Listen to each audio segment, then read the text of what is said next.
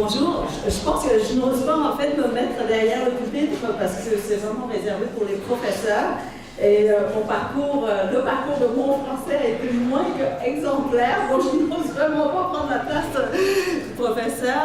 Alors voilà, j'aimerais partager avec vous un peu ce parcours oui, inattendu, mais en même temps non, parce que les premiers mots de français que j'ai entendus, c'était de la bouche de mon grand-père qui a eu une formation en français au Vietnam. Et après, quand je suis née, j'ai pu aller à la prématernelle en français. Et la seule chose dont j'ai retenu, c'était Frère Jacques, voilà, la chanson.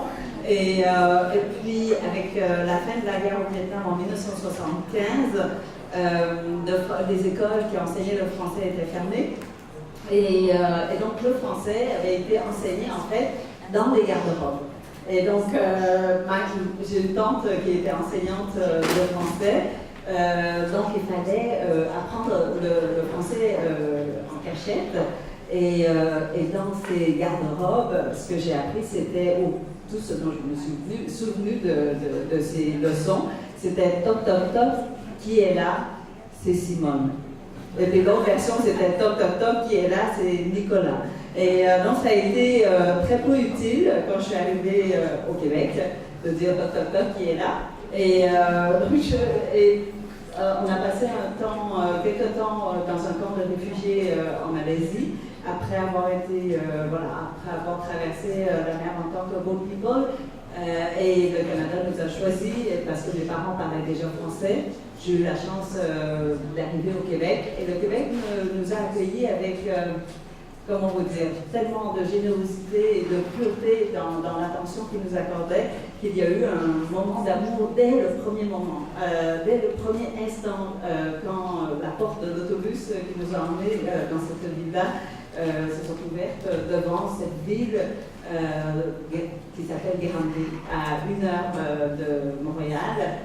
Je vous dirais que la petite fille que j'étais, en fait, je n'ai pas grandi, j'avais exactement la même taille. J'avais 10 ans, mais je pesais peut-être le tiers du poids que je pèse aujourd'hui. Et donc, on s'est retrouvés devant une forêt de géants québécois qui nous recevaient. Et en tant qu'asiatique, évidemment, le premier choc culturel, c'était l'expression très physique des Québécois, du moins, à nous saluer. Donc, ils nous prenaient dans leurs bras, nous soulevaient dans les airs, et dans leurs yeux, on était, je vous dirais, en tout cas pour moi, j'avais l'impression qu'on était des trésors qui tombaient du ciel. Et donc, on a été reçus non pas en tant que réfugiés, ni immigrants, mais plutôt, je dirais, comme si on était des enfants adoptifs qui sont arrivés dans ce pays-là. Et donc, il y a eu un moment d'amour.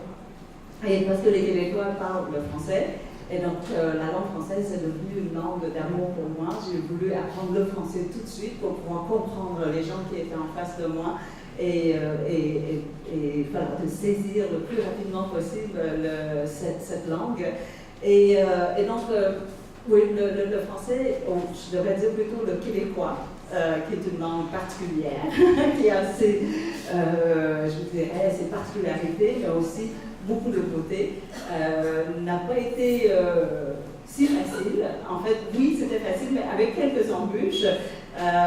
Évidemment, il y a eu beaucoup d'erreurs au départ, mais même après quelques années, j'ai osé prendre un cours de création littéraire et j'ai disserté sur un mot que je trouvais très très beau et qui était rebelle.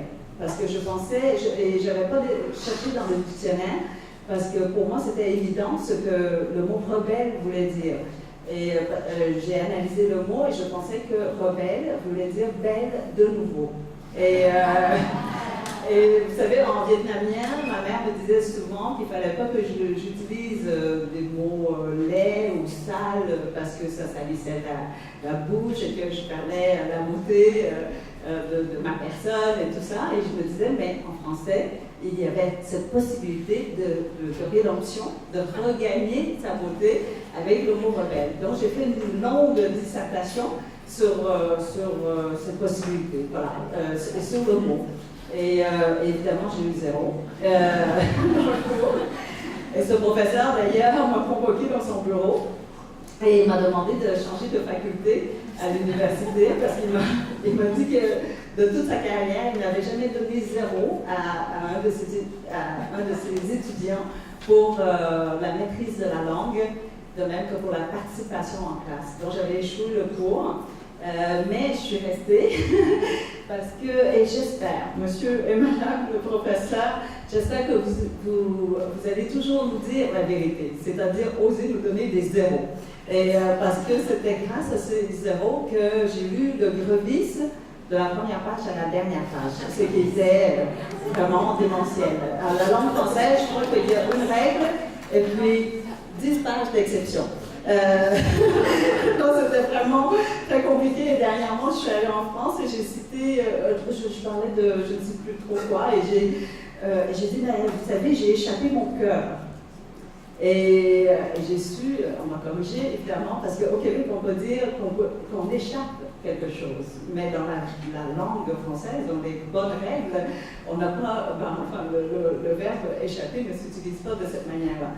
Et donc, je continue à faire des fautes, mais je continue à avoir cet amour inconditionnel pour le français, je vous dirais tout simplement parce que, non pas seulement le français, mais toutes les langues, le français, on se plaint souvent que le français est une langue complexe et compliquée et difficile.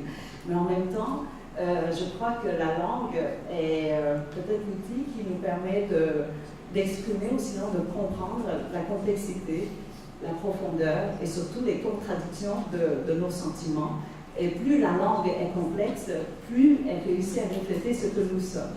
Et donc, je continue à aimer cette langue, même si elle résiste un peu, beaucoup, surtout pour les genres.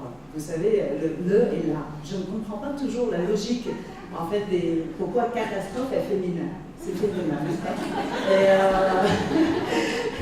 Et en fait, le plus difficile pour moi, ce sont les temps de verbe. Parce que la langue vietnamienne n'a pas de temps de verbe, c'est toujours à l'infinitif, on ajoute une particule de temps au début ou au milieu de la conversation, mais voilà, on ne conjugue jamais les verbes. Et puis en français, vous avez le passé simple, le passé composé, l'imparfait, et sur la ligne du temps, je ne sais jamais quel temps de ces temps-là arrive en premier ou en après. Mais ce qui me rend encore plus confuse, c'est le futur antérieur, où on peut être en avant mais en arrière aussi, et donc le temps devient circulaire dans ma tête, mais quand on conjugue, il faut que ce soit sur la ligne, voilà, sur une ligne. Et donc quand je parle le français, je suis très confuse, ou sinon je suis très confuse dans mes sentiments quand on commence à réfléchir en français, mais je ne crois pas que ce serait possible pour moi d'écrire dans une autre langue que la langue française, tout simplement parce que la langue française m'a donné une deuxième naissance, une deuxième vie, une deuxième possibilité, et surtout le français m'a donné la possibilité de l'écriture, qui est arrivée très tard, à 40 ans. Mais sans le français, je crois que je n'aurais pas la chance d'être ici.